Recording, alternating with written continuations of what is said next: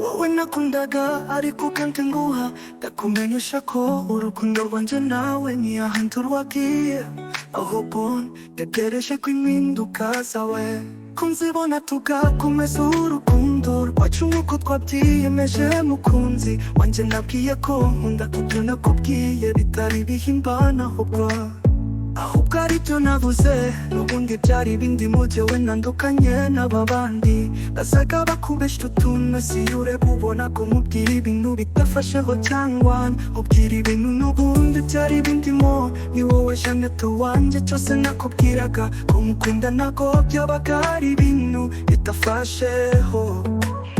Ubwo nabikubwiraga nkomeje umunsi, nakubwiye ko ngukunda uzamenye ko n'ubundi ko kumubwira ibintu ufite ku mutima impinduka zawe.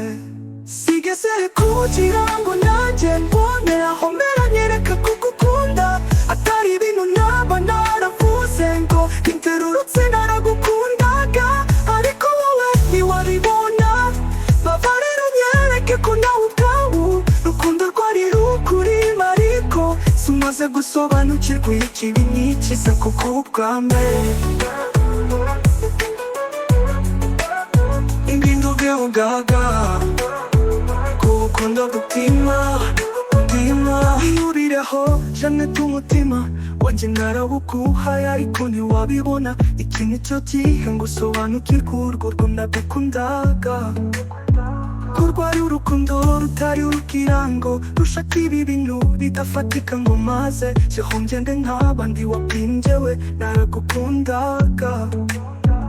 Ariko amaso yawe umutima wawe ukwereka ko atandukanye n'abandi, ariko jewe ntari ntandukanye n'abandi kuko bandi iyo bakwizazaga njyewe ntabwo aribyo byari binzanye. Jeannette naragukundaga ari kurambabaza, iki nicyo gihe ngo usobanukirwe urukundo nagukundaga, nizera kandi kuri kumwe nanjye. Nta kintu uzicuza mukunzi Jeannette, ibyishimo nagira kandi kumwe nawe, nta wundi mukobwa nigeze mbigirira, habe na rimwe ndukira ungarukira, dukomeze urukundo rwacu mukunzi. I love you baby.